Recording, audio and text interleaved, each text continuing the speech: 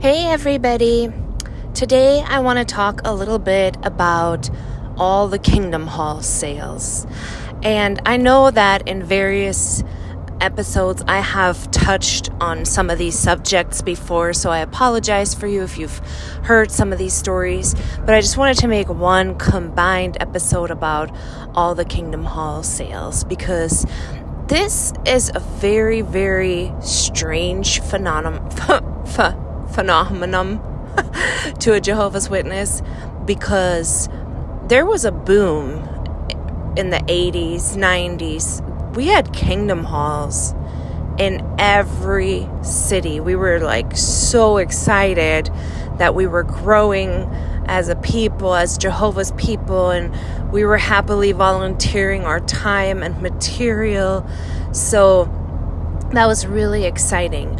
The first time I really kind of noticed something was a little bit strange about this Kingdom Hall sale thing was when our congregation was a part of a tri-state area, and we didn't have our own assembly hall, which growing up, I'm sure you know, most areas, especially if they're a little bit more urban, like to have their own assembly halls.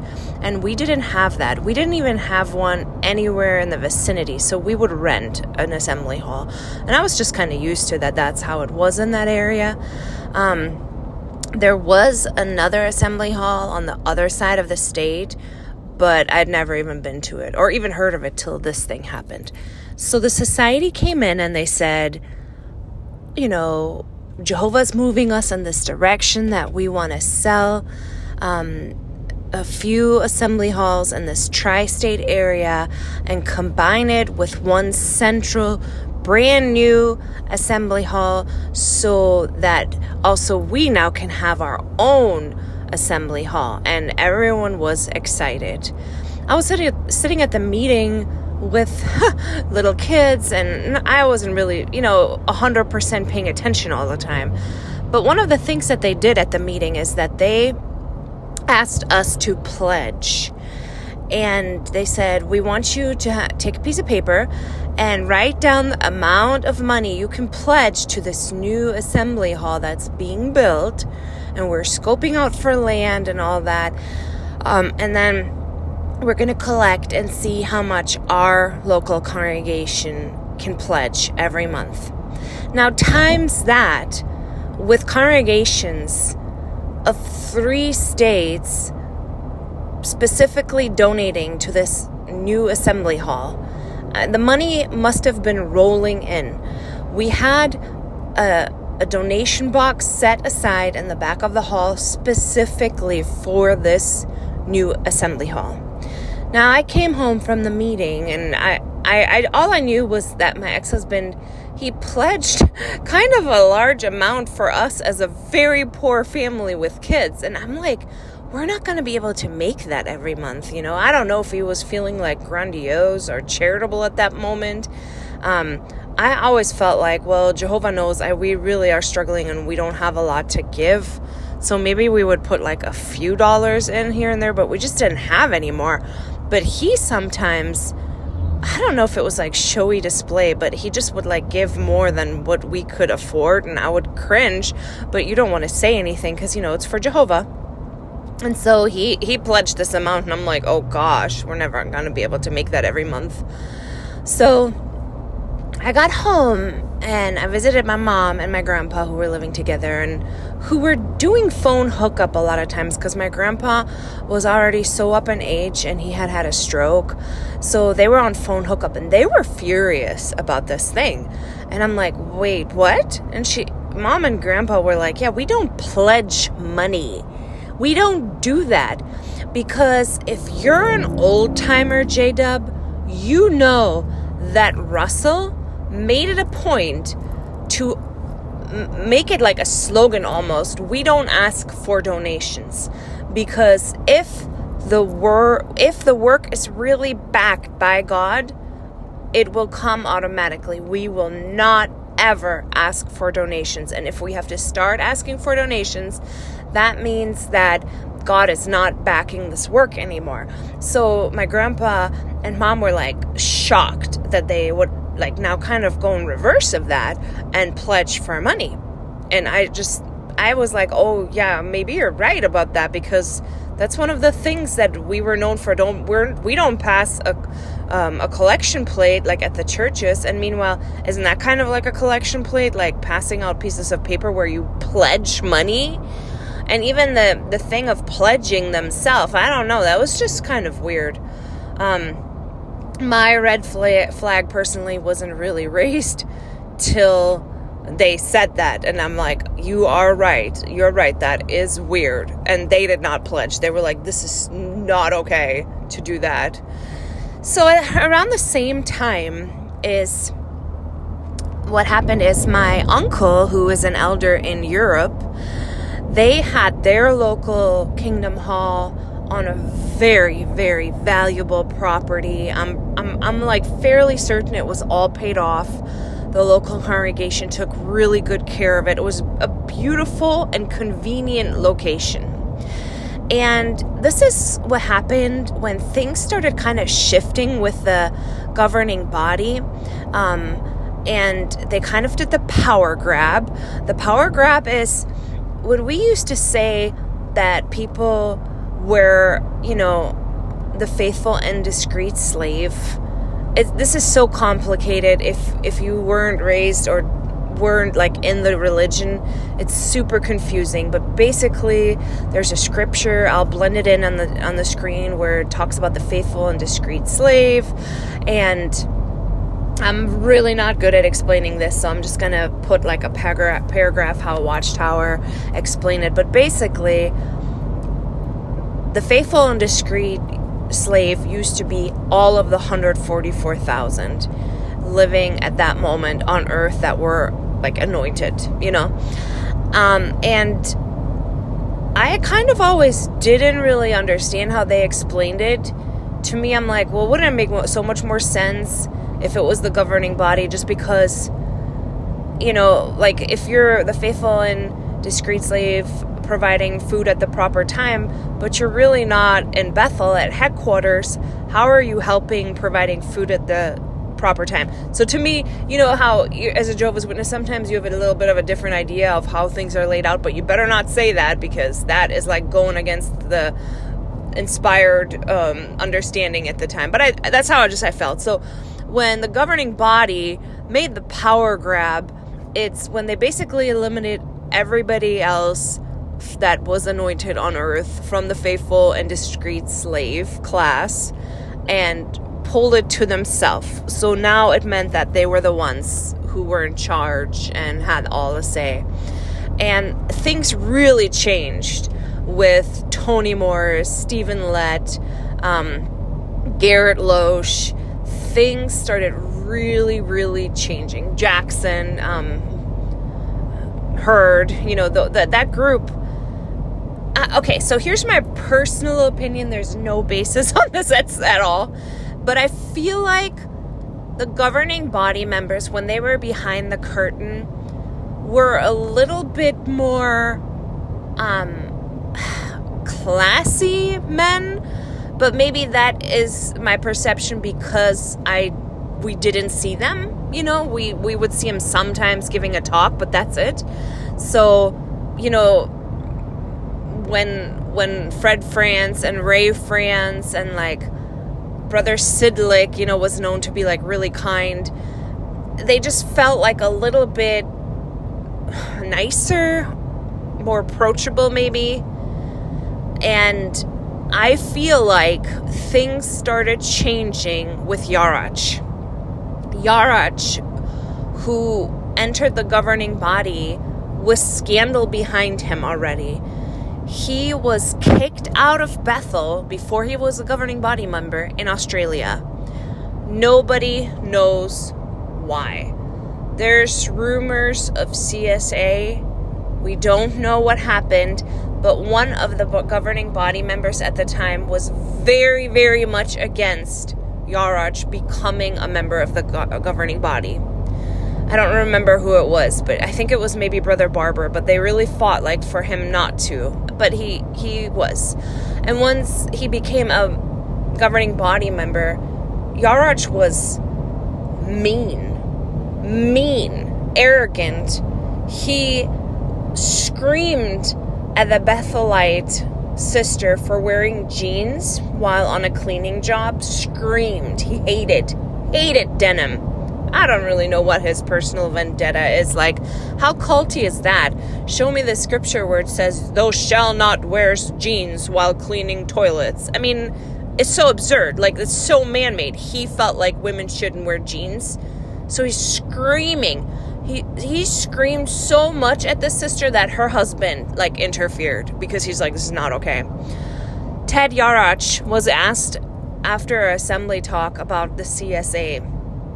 And the way he handled that interview, I'm going to play a clip of it, because when I first saw that, I was like, wow, this guy's like not kind. When I used to think of governing body members, I thought of most Jesus-like you could possibly get, which to me means being kind and loving and understanding. Ted Yarach was none of that. He was a narcissist. And if we could only find out what scandal was there in his past, we don't really know, but it would be really interesting.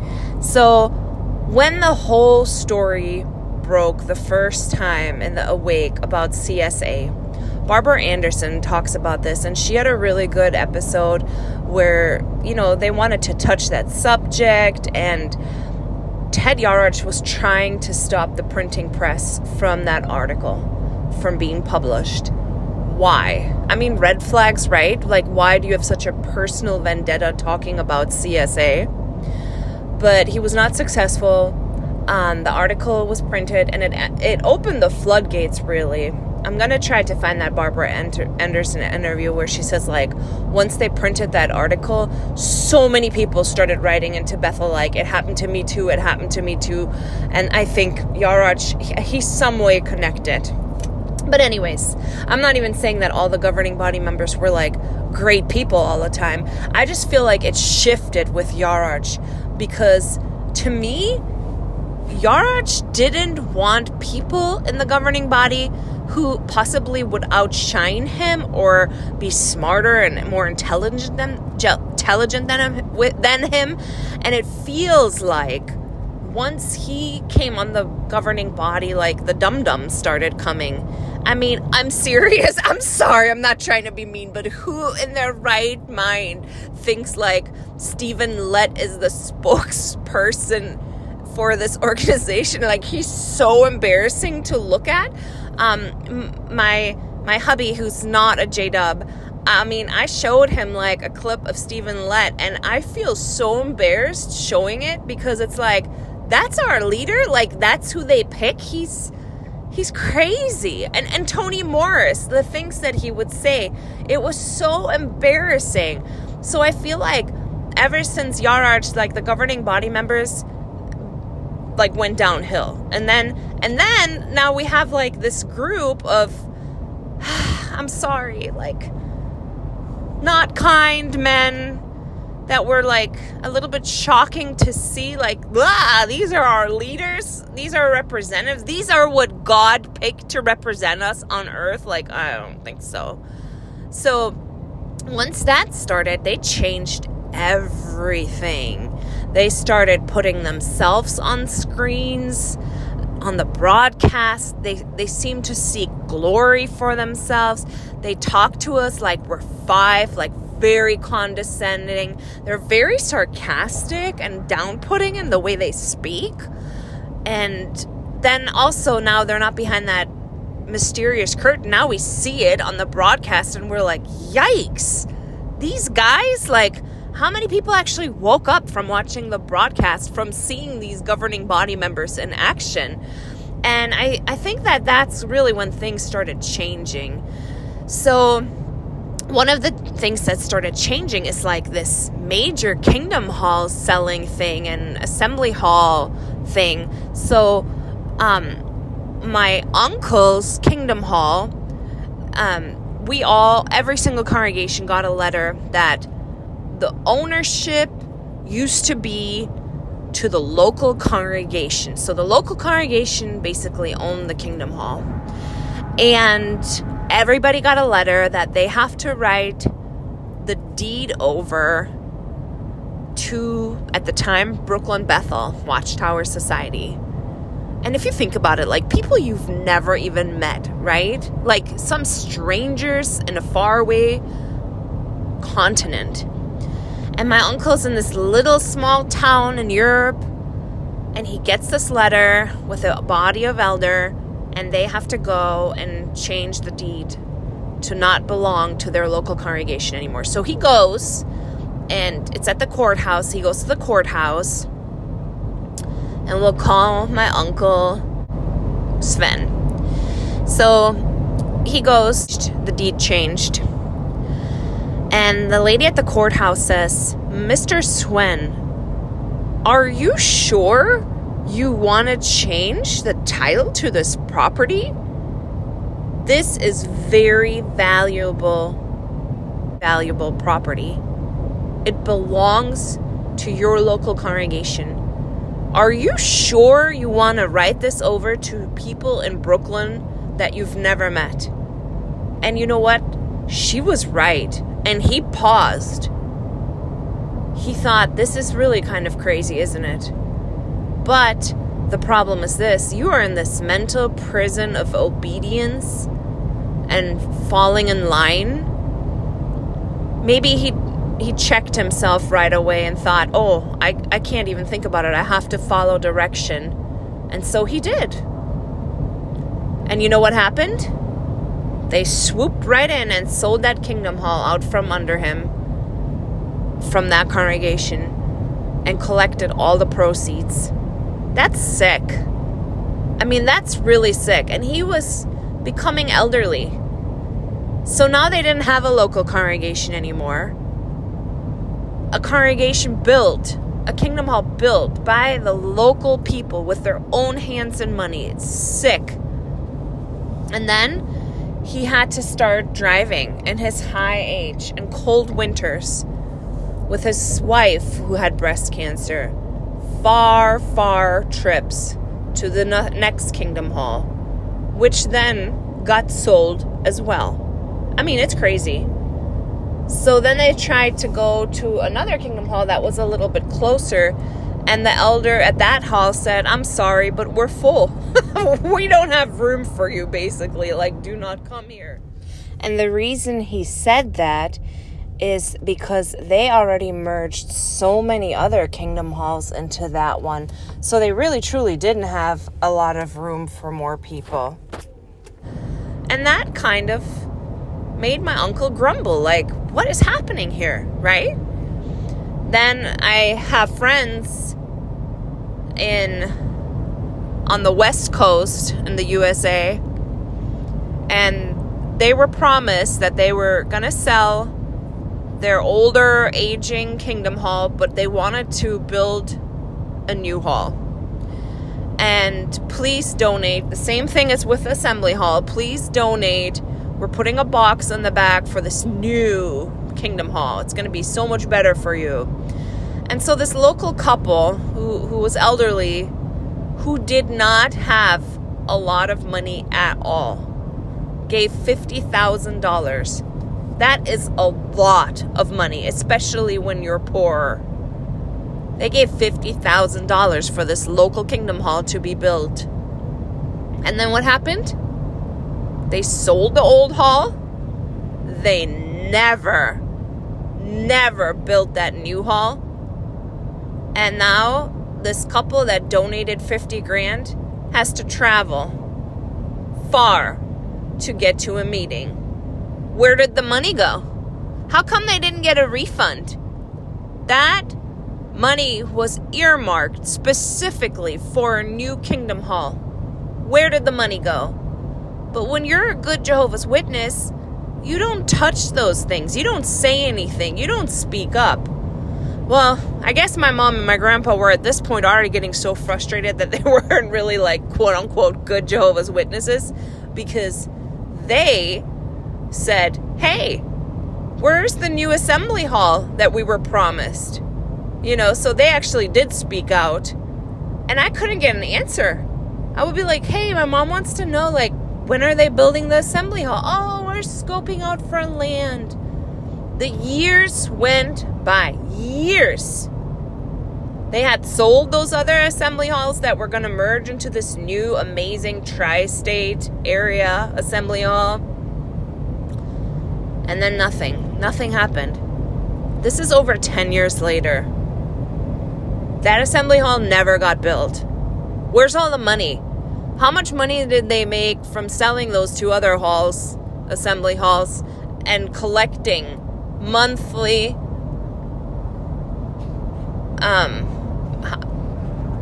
pledges from the congregations? How much money? I really would like to almost see a breakdown with how many millions they fleeced off their sheep, because this is crazy. So finally I asked, like, somebody I was close to, I'm like, whatever did happen to that assembly hall? Oh, well, they couldn't find property. Baloney. There's property, believe me.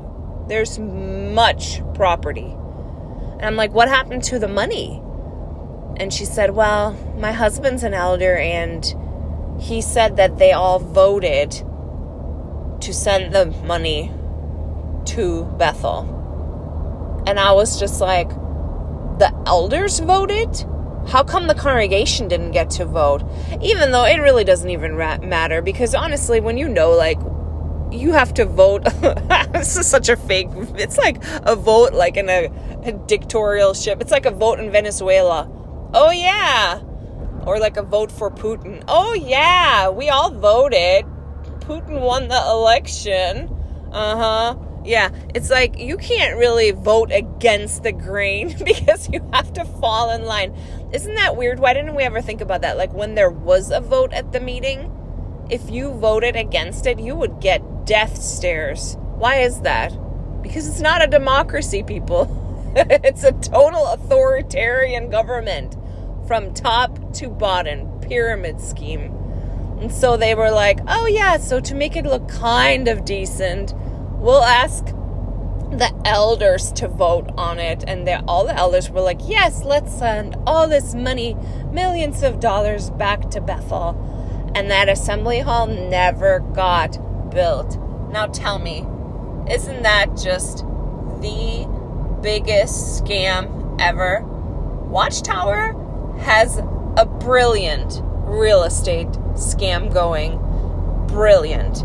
They have free labor. People donate the materials, then they sit on property, and they get rich when they sell it. And then it's just amazing. And really, like in Puerto Rico, there were so many halls being built. And if you look up like the listings for all the halls in Puerto Rico that are being sold, the realtor is a J-dub. So is he like getting rich off like all these halls being sold? It's so weird. And then another thing is, these were our like dedicated by Jehovah kingdom halls. And our kingdom halls are being sold to churches. One kingdom hall is like a new age place. The kingdom hall, I'm going to link it below, because one of the big like complex with kingdom halls in London, and the brother was so brave. I just know his name is Paul, but he was so brave talking about like how wrong this is. And when I first woke up and I watched it, I'm like, you are speaking to my heart. It is. Like, I felt so bad for him because he really did have like righteous indignation. And I get it. We poured our time into this and our money, and we were fleeced. So what happened in London is they sold this place, and it's still called Pioneer Place. Like, it still is Pioneer Place. And you know what? There's a mosque on there now. So you're telling me like the true Jehovah's Witness religion, Kingdom Hall's dedicated by Jehovah, and now there is false religion in the form of churches and mosques going in. I mean, you should really think like, this is so weird. what is happening? And when you drive by, I hope you have feelings like, this is so strange. We were always told Jehovah dedicated this hall. And also, where's the growth? Shouldn't we be like building so much more instead of selling? When I was living in the Bible Belt, it was crazy how many kingdom halls were being sold. Unbelievably shocking. Around me, it was one kingdom hall after another being sold. My friends, they were he got released. Well, he left Bethel to get married, and then he was sent to help like this small country kingdom hall, and they were really excited to pioneer there and help this hall. They love this hall. So they bought a little old house and flipped it. Gorgeous. They closed that kingdom hall. And my friends were like in shock because they had like completely dedicated like themselves to being there and helping this congregation. They had Bible studies, and now there was no way they could even keep their house because there was no kingdom hall nearby. It was like an hour drive. Watchtower doesn't care. They don't care. They feel like you're going to do it because people do it. You know, if you're in a cult, you work for the cult. You don't ask questions. And there was another 2 halls being sold around me, and they all got merged with like our hall and this other hall. Well, this other hall nearby, they had just built a brand new kingdom hall. And then they had East and West, but they merged East and West together. And then parking was already getting really tight because they had like a certain spot of parking numbers, and then there was like a main huge road with no, like a highway and no parking. And they ended up at least merging 2 more sold kingdom halls into this one. So imagine like how packed this meeting was, right? And my friend went to that hall and she said, if you don't come early, you can't find parking. So how come Jehovah didn't have foresight when this hall is newly built to make the parking lot bigger to basically hold 4 congregations now at once, right? And you do have a little bit of cognitive dissonance, like it's a brand new kingdom hall. How come it's not made for this? How come like they weren't guided by Holy Spirit to know they needed more parking? Just this little itty bitty weird thing. And so at one point, my dad had been awake already for a long time, kind of trying to wake me up gently, very gently, so I wouldn't shun him. But he sent me the IPSA stuff from London. And basically what they're doing is they're flipping property that belongs to Watchtower that, you know, was like Bethel apartments and all this, and they're flipping it into luxury apartments. And it's listed under like IPSA, and it says luxury apartments. And my dad had sent me that, and he's like, don't you think this is weird? And I feel like when you're Jehovah's Witness and you get presented information that you can't fit into your narrative, it's almost like your brain breaks. I didn't even know what to do with that information. I basically just blinked, like looked at it like I don't even know what to do with this right now. But yeah, they're using the brothers' materials and time and energy to make luxury apartments and then selling them for huge profits. It is wild. I will link that below as well. I'm going to have a few links to like these sold properties, the one in London, IPSA. And then also, because this whole assembly hall thing really felt so strange to us, and we trusted our gut and we're like, this seems weird. The first video I think that my mom watched was, I think it's the Lloyd Evan's Unrighteous Riches, and it talks about like the scams with all the kingdom halls and everything. I will link that below too. It was really, really well made. And just, you see like the coercive control and behavior control that we as good little publishers have to have. You know, don't say anything. You're not allowed to speak up. And how like Watchtower is now manipulating us with these videos, these propaganda videos. I will also link that. So yeah, please tell me your stories in the comments about your Kingdom Hall selling and sales experiences and how that impacted your life. To me, it was really, really shocking. And even when I moved into a new state and we had a new Kingdom Hall and we shared it with 4 congregations, not at the same time, but we had 4 congregations in that hall, and that hall was old and tiny. And I said to an elder, man, I can't wait. Like, I bet you we're going to get like our own hall in our area that we're going to build because we're so packed in here like sardines. And he goes, that will never happen. And that was so weird. And I'm like, why? I really thought, like, why wouldn't they build? Like, this is like from the 1940s. There's probably mold in these walls. Like, it's not a big enough Kingdom Hall. And he's like, that will never happen. They're not going to build a new Kingdom Hall for us. I'm like, weird. And I don't even know what insider information this man had to say that so firmly and confident. But now it is like 5 years later, and they really didn't build a new hall. So, yeah, I'll leave you with all these nuggets of thoughts of what a scam.